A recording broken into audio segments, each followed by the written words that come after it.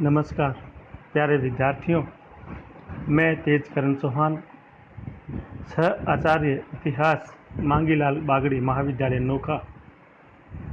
आज हम BA part 3 के पेपर फर्स्ट के अंतर्गत क्षेत्रीय शक्तियों का उदय नामक अध्याय में अवध का विलय के बारे में पढ़ेंगे।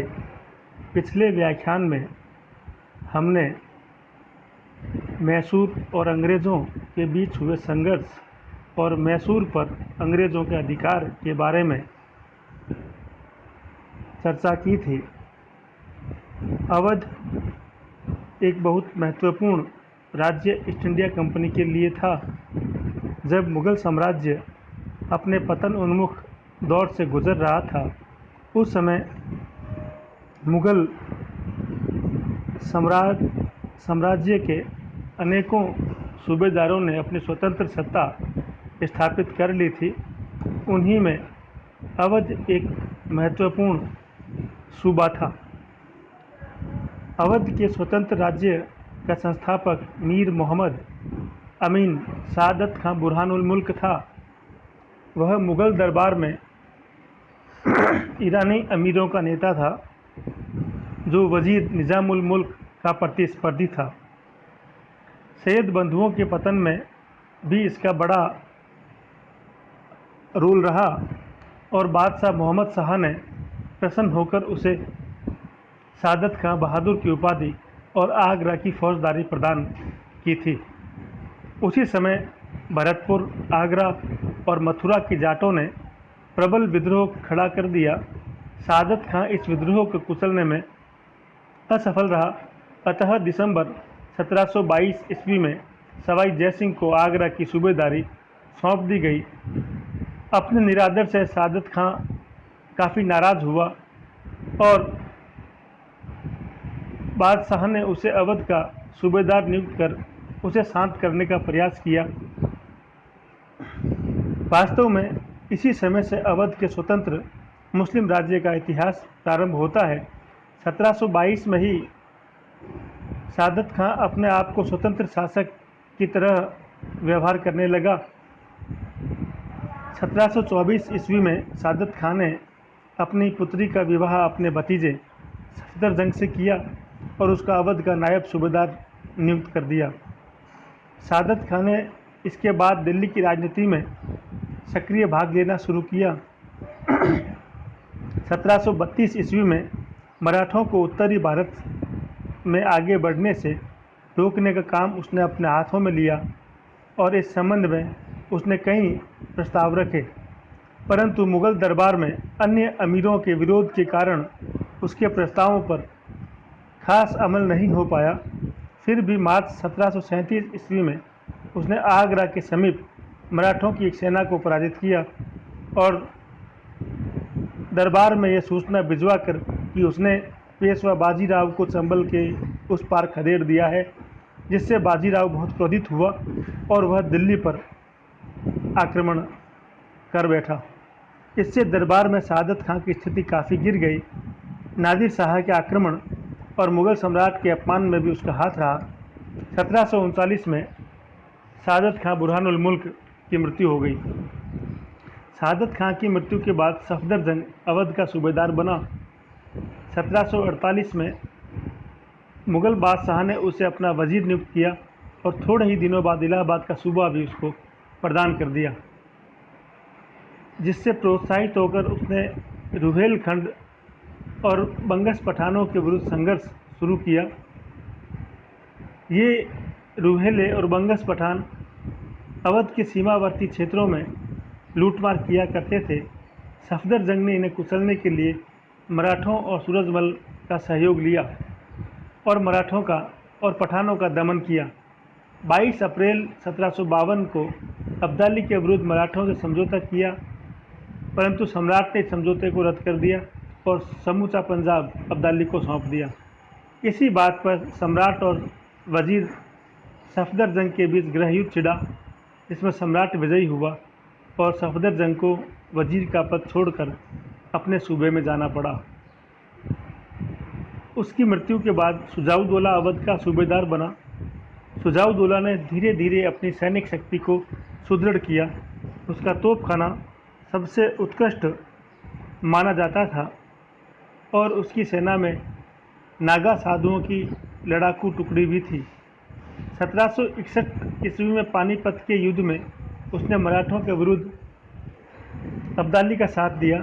1765 ईस्वी में उसने बंगाल के नवाब मीर कासिम की सहायता भी की, परंतु बक्सर के युद्ध में अंग्रेज़ों के हाथों बुरी तरह से पराजित हुआ और बाद में उसने अंग्रेज़ों के साथ इलाहाबाद की संधि कर ली, जिसके बारे में हम पहले चर्चा कर चुके हैं। फिर भी संक्षिप्त में जो शर्तें तय की गई थी उस पर हम परिचय कर लेते हैं। इलाहाबाद की संधि के अनुसार अवध के नवाब से कड़ा और इलाहाबाद के जिलों को लेकर मुग़ल बादशाह को सौंप दिए गए। मुग़ल बादशाह ने एक विशेष फरमान के द्वारा बंगाल, बिहार और उड़ीसा की दीवानी अंग्रेज़ों को दे दी और एक अन्य फरमान द्वारा मुग़ल बादशाह ने मीर जाफ़र के पुत्र नजमुद्दौला को इन प्रांतों का नवाब स्वीकार किया। इसी प्रकार ईस्ट इंडिया कंपनी ने मुग़ल बादशाह को 26 लाख रुपया प्रति वर्ष देना भी स्वीकार किया। इस प्रकार इलाहाबाद की संधि के बाद कंपनी को वैधानिक रूप से बंगाल, बिहार और उड़ीसा पर अधिकार प्राप्त हो गया था।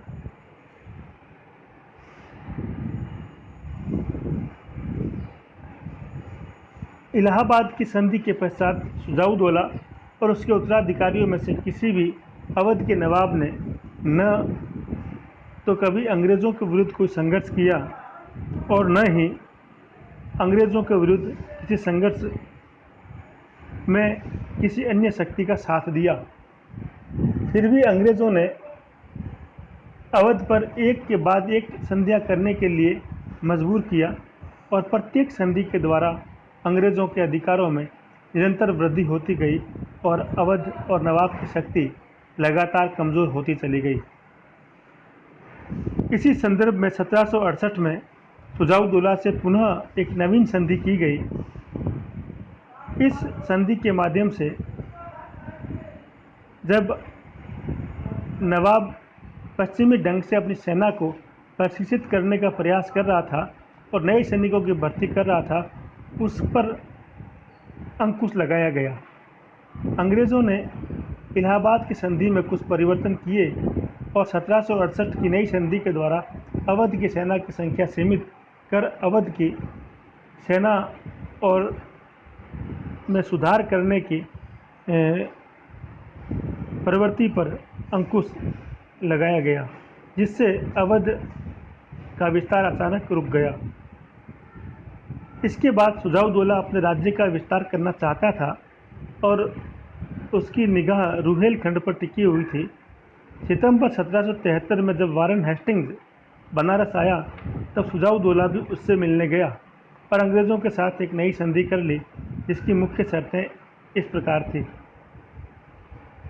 मुग़ल सम्राट शाह आलम से कड़ा और इलाहाबाद के दोनों ज़िले वापस लेकर अवध को सौंपा गया, जिसके बदले में सुजाउद्दौला ने 50 लाख रुपया देना स्वीकार किया। रुहेलखंड विजय के लिए अंग्रेज़ों ने नवाब को सैनिक सहायता देना स्वीकार किया। नवाब ने प्रत्येक ब्रिटिश ब्रिगेड के लिए 2,10,000 रुपये प्रति मास देना तय किया। इसी प्रकार 1768 की संधि के द्वारा अवध की सैन्य शक्ति को सीमित किया गया। अब इसे रद्द करके पुनः नवाब को सैन्य संख्या बढ़ाने की स्वीकृति प्रदान की गई। सुजाउद्दौला ने अपनी राजधानी में ब्रिटिश रेजिडेंट रखना स्वीकार किया और नवाब ने ब्रिटेन के बादशाह के वजीर के रूप में कार्य करना स्वीकार किया। ब्रिटिश बादशाह के नाम के सिक्के अवध में चलाने के लिए भी नवाब तैयार हुआ, जिससे स्पष्ट होता है राज्य विस्तार की लालसा में सुजाउद्दीन कुछ भी करने को तैयार था और अंग्रेज़ों ने उसका पूरा लाभ उठाया। उन्होंने केवल 2 वर्षों में अवध से 1 करोड़ 21 लाख रुपए वसूल किए।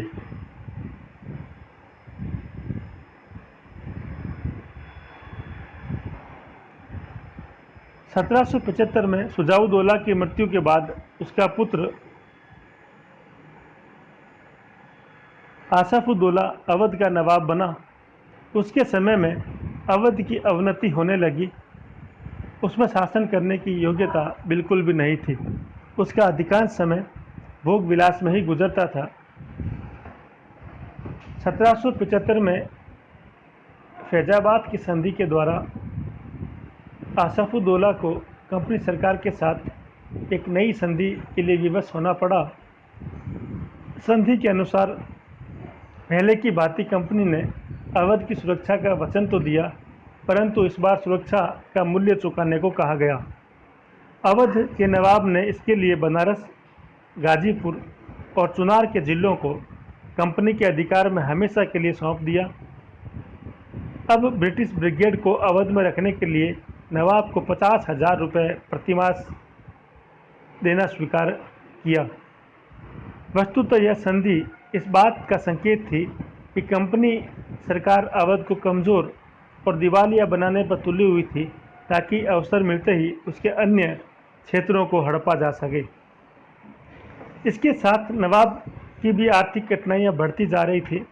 अंग्रेज़ों के आर्थिक शोषण के कारण अवध राज्य की आर्थिक स्थिति लगातार बिगड़ती गई और कर्ज का बोझ बढ़ता ही गया।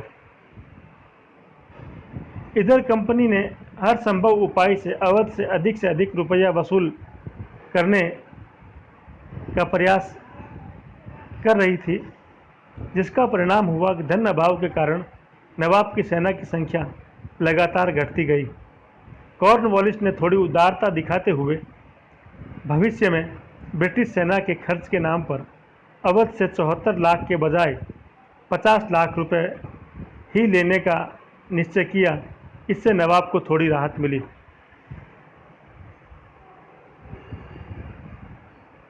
1798 में आसफउद्दौला की मृत्यु हुई और उसके बाद सादत अली से जो नया नवाब बना, एक नई संधि स्थापित की गई। 21 सितंबर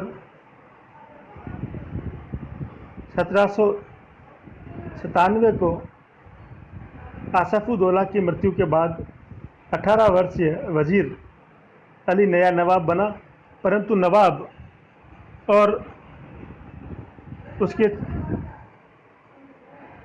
भाई सादत अली के बीच संघर्ष, उत्तराधिकार का संघर्ष शुरू हुआ। मृत नवाब के भाई सादत अली ने गवर्नर जनरल से अपील की कि वजीर अली नीची जाति में पैदा हुआ था और मृत नवाब ने उसे गोद ले रखा था, अतः अवध की गद्दी पर उसका अधिकार गैरकानूनी है। अंग्रेज़ों को इस अवध पर अपना नियंत्रण और कड़ा करने के लिए बहाना चाहिए था। गवर्नर जनरल ने वजीर अली को अपदस्थ करके सादत अली को अवध का नया नवाब बनाया और इसके साथ एक नई संधि की, जिसके अनुसार अवध ने कंपनी सरकार को 76 लाख रुपए वार्षिक देना स्वीकार किया और इलाहाबाद का किला ब्रिटिश सेना के अधिकार में दे दिया गया। इसी समय लॉर्ड वेलेस्ली गवर्नर जनरल बनकर भारत आया। उसने बाहरी हमले का खतरा दिखाकर अवध के नवाब पर दबाव डालना शुरू किया। उसने नवाब को अवध में ब्रिटिश सेना की संख्या दुगनी करने को कहा और अपनी सेना को विघटित कर बढ़े हुए ब्रिटिश खर्च को पूरा करने की हिदायत दी। इस पर लंबा विवाद चला और सादत अली नवाबी छोड़ने के लिए भी तैयार हो गया, परंतु वेलेस्ली अपनी बात पर डटा रहा और ब्रिटिश सेना की एक और टुकड़ी अवध भेज दी गई। विवश होकर सादत अली को 1801 में कंपनी सरकार के साथ एक और नई संधि करनी पड़ी, जिसके अनुसार सैनिक खर्च के नाम पर अवध के लगभग आधे राज्य पर कंपनी सरकार का अधिकार हो गया। गोरखपुर, इलाहाबाद, कानपुर, फर्रुखाबाद, इटावा, बरेली और मुरादाबाद जिलों पर कंपनी सरकार को अधिकार मिल गया। 1801 के बाद अवध के नवाबों ने आरंभ से ही कंपनी को संतुष्ट रखने का प्रयास किया। जब 1801 ईस्वी की संधि से अवध का बहुत बड़ा क्षेत्र कंपनी ने अपने अधिकार में ले लिया, तब भी किसी प्रकार का प्रतिरोध नहीं किया गया।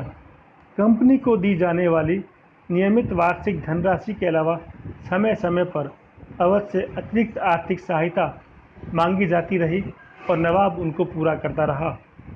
फिर भी अवध के नवाब को समय समय पर शासन व्यवस्था को सुधारने की चेतावनी दी जाती रहती थी।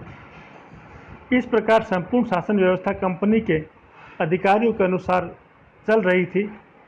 1837 में मोहम्मद अली अवध का नया नवाब बना। उसके साथ कंपनी ने एक और संधि की। उसके अनुसार नवाब को अपनी छोटी सी सेना भी भंग करनी पड़ी। संयोग से इसके बाद कंपनी का अधिकांश ध्यान अफगानिस्तान, सिंध और पंजाब की तरह लगा रहा और कुछ समय के लिए अवध बचा रहा। लॉर्ड डलहौजी ने भारत आते ही अवध को हस्तगत करने का निश्चय कर लिया।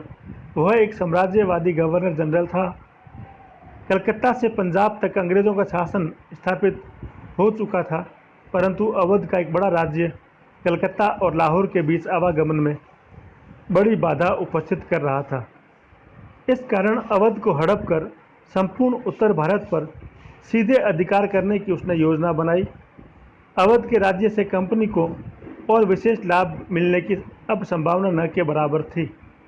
अवध पर अधिकार करने से कंपनी की आय भी बढ़ाई जा सकती थी, परंतु डलहौजी को अपनी योजना को पूरी करने के लिए अभी आधार ढूंढने आवश्यक थे। इसके लिए उसने अवध पर कुशासन का आरोप लगाना शुरू किया, परंतु इस आधार को तैयार करने में उसे 7 वर्ष का समय लगा। अवध के नवाब वाजिद अली शाह 1847 में नए नवाब बने। उसे आरंभ से ही अंग्रेज अधिकारियों ने प्रशासन की तरफ ध्यान देने की चेतावनी देना शुरू कर दिया था, परंतु नवाब ने अपना प्रशासनिक उत्तरदायित्व अपने अधिकारियों पर छोड़ रखा था और स्वयं आमोद प्रमोद और विलासिता में डूबा हुआ था। वस्तुतः वाजिद अली शाह का यह समझना था कि जब तक वह कंपनी सरकार के प्रति निष्ठावान बना रहेगा, उसे किसी प्रकार के संकट का सामना नहीं करना पड़ेगा। उसे गवर्नर जनरल डलहौजी की योजना की भनक अंतिम समय तक भी नहीं मिली। अवध के संबंध में कोई कार्यवाही करने के पूर्व डलहौजी ने उसके विरुद्ध लिखित साक्ष्य एकत्रित करने का निश्चय किया, ताकि वह अपने कार्य का औचित्य सिद्ध कर सके। इसके लिए अवध में नियुक्त अंग्रेज रेजिडेंटों को समय समय पर विस्तृत रिपोर्ट भेजने को कहा गया। अंग्रेज अधिकारियों ने भी ऐसी ही रिपोर्टें तैयार की, जिससे गवर्नर जनरल प्रसन्न हो सके और वह कंपनी सरकार के उच्च अधिकारियों के सामने बतौर साक्ष्य उन रिपोर्टों को प्रस्तुत कर अवध पर कब्जा कर सके। इस प्रयासों में सर्वप्रथम कर्नल स्लीमैन की रिपोर्ट बहुत महत्वपूर्ण स्थान रखती है। 1848 ईस्वी में कर्नल स्लीमैन को अवध में अंग्रेज रेजिडेंट नियुक्त किया गया। उसने अपनी रिपोर्ट में बहुत अधिक बढ़ा चढ़ाकर अवध के कुशासन का विवरण दिया। स्लीमैन की रिपोर्ट के अनुसार अवध में चारों तरफ अव्यवस्था फैली हुई थी, जिसे उसने अराजकता की संज्ञा दी। कुशासन का सारा दोष नवाब वाजिद अली शाह के सिर पर डाला गया। स्लीमैन लिखता है, वह कभी दरबार में उपस्थित नहीं होता। उसने अपनी रिपोर्ट में सुझाव दिया कि शासन व्यवस्था में सुधार लाने के लिए कठोर कार्यवाही की आवश्यकता है। उसका मानना था कि इस प्रकार की कार्यवाही से ब्रिटिश प्रतिष्ठा को गहरा आघात लग सकता है। स्लीमैन की इस दलील से डलहौजी को अपनी योजना थोड़े समय के लिए स्थगित करनी पड़ी, परंतु उसने बहुत चालाकी से काम किया। न तो स्लीमैन की रिपोर्ट पर किसी प्रकार की कार्यवाही की और न वाजिद अली शाह को कुशासन के बारे में कुछ चेतावनी दी गई, परंतु इसका अर्थ यह नहीं था कि डलहौजी ने अपनी योजना में किसी प्रकार का परिवर्तन किया था। 1853 में उसने एक पत्र में लिखा कि अवध का राजा अहंकारी होता जा रहा है, जाने के पूर्व उसे निगल जाने में मुझे परम संतोष मिलेगा। उसी वर्ष उसने कंपनी के नियंत्रक मंडल के अध्यक्ष चार्ल्स वुड को लिखे पत्र में भी इसी प्रकार के विचार प्रकट किए। कर्नल स्लीमैन के बाद 1854 में उसने एक अन्य अंग्रेज अधिकारी जनरल आउट्रम को अवध में नया रेजिडेंट नियुक्त किया। आउटरम ने अपनी नियुक्ति के कुछ महीने बाद 1855 ईस्वी में अवध की शासन व्यवस्था के बारे में एक विस्तृत रिपोर्ट भेजी, जिसमें नवाब एवं उसके शासकीय अधिकारियों पर गंभीर आरोप लगाए तथा अवध के कुशासन को अतिशयोक्ति के साथ प्रस्तुत किया। इस रिपोर्ट से डलहौजी का काम बन गया। उसने रिपोर्ट के तथ्यों को तोड़ मरोड़ कर संचालक मंडल को रिपोर्ट भेजी और उसे अवध में कार्यवाही करने की अनुमति मिल गई। इस प्रकार डलहौजी ने अपनी चालों के द्वारा अपनी महत्वाकांक्षा को पूरा करने का सफल प्रयास किया, परंतु प्रगट में उसने कभी ऐसा करना प्रदर्शित नहीं किया। सर्वप्रथम उसने निर्णय लिया कि 1801 ईस्वी की संधि को भंग किया जाए। इस संधि में नवाब ने उचित ढंग से शासन करने का आश्वासन दिया था, परंतु विगत 50 वर्षों में संधि की शर्त का पालन कभी नहीं किया जा रहा था। अतः इस संधि को भंग कर वाजिद अली शाह के साथ एक नई संधि का निश्चय किया। नई संधि के अनुसार अवध के नवाब से मांग की गई कि वह प्रशासन का सारा कार्य कंपनी को सौंप दे, उसे केवल औपचारिक अधिकार दिए जाएंगे। वास्तव में डलहौजी यह दिखावा करना चाहता था कि वह अवध को हड़पना नहीं चाहता, केवल वहाँ का प्रशासन कार्य अंग्रेज़ों के अधीन लाना चाहता है ताकि लोगों को स्वच्छ प्रशासन मिल सके, और यह कंपनी का उत्तरदायित्व भी है। वाजिद अली शाह को संधि पसंद नहीं आई, क्योंकि वह नाम मात्र का नवाब बने रहने को तैयार नहीं था। फिर भी उसने निष्क्रिय विरोध के अलावा कोई कदम नहीं उठाया और डलहौजी से मिलने कलकत्ता चला गया कि शायद गवर्नर जनरल को दया आ जाए। परंतु डलहौजी ने एक घोषणा जारी करके अवध के राज्य को कंपनी में सम्मिलित कर लिया। डलहौजी का मुख्य तर्क यह था कि सर्वोपरि सत्ता की हैसियत से कंपनी अवध में व्याप्त कुशासन को एक मूक दर्शक की तरह सहन नहीं कर सकती। इस प्रकार अवध के राज्य का विलय किया गया। अवध के विलय का औचित्य क्या था? डलहौजी ने अवध का ब्रिटिश साम्राज्य में विलय करते हुए घोषणा की थी कि सर्वोपरि सत्ता की हैसियत से कंपनी अवध में व्याप्त कुशासन को समाप्त करना चाहती है। डलहौजी के इस कथन में किसी प्रकार की सत्यता नहीं है, क्योंकि अवध का विलय करने के बाद भी कंपनी ने अवध के प्रशासन में सुधार करने के लिए कोई खास प्रयास नहीं किए। सच तो यह था कि अवध का राज्य कलकत्ता और लाहौर के बीच आवागमन के मार्ग में एक बड़ी बाधा साबित हो रहा था। अतः अवध को हड़प कर वह संपूर्ण उत्तर भारत पर कंपनी का प्रत्यक्ष अधिकार स्थापित करना चाहता था। अवध से कंपनी को विशेष आर्थिक लाभ प्राप्त होने की आशा भी अब नहीं थी। अवध के अधिग्रहण का कोई कारण विद्यमान नहीं था। यदि यह स्वीकार भी कर लिया जाए कि अवध की प्रजा नवाब के प्रशासन से असंतुष्ट थी, तो भी किसी विदेशी शक्ति द्वारा प्रशासन ग्रहण करना नैतिक दृष्टि से उचित नहीं माना जा सकता है। यदि अवध की प्रजा नवाब के प्रशासन से असंतुष्ट होती, तो वह 1857 के विद्रोह में अंग्रेज़ों के विरुद्ध विद्रोह में सक्रिय भाग नहीं लेती। यह सही है कि अवध में कुशासन था, लेकिन इसके लिए नवाब नहीं बल्कि स्वयं अंग्रेज उत्तरदायी थे, क्योंकि अवध के प्रशासन में सुधार इसलिए नहीं हो सका था कि अवध के नवाबों को अंग्रेज़ों का कोई सहयोग प्राप्त नहीं हो रहा था।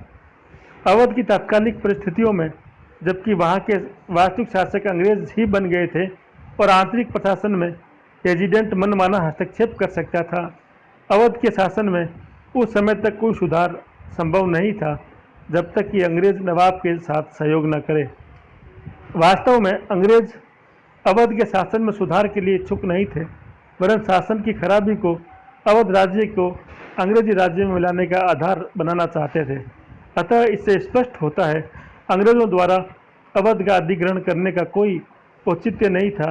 यह अंग्रेजी कंपनी की मानसिकता को सिद्ध करता है कि यैन केन प्रकरण किसी भी प्रकार हो, भारतीय राज्यों और भारतीय राजाओं और नवाबों की शक्तियों को कुचल कर संपूर्ण भारत में ब्रिटिश शासन स्थापित करना ही उनकी नीति का मूल अंग था। इस प्रकार हम देखते हैं कि अंग्रेज़ों ने अवध पर अधिकार कर लगभग संपूर्ण उत्तरी भारत पर अधिकार स्थापित कर लिया था।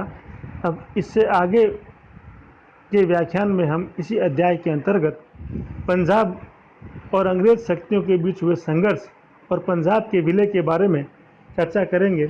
धन्यवाद। जय हिंद, जय भारत।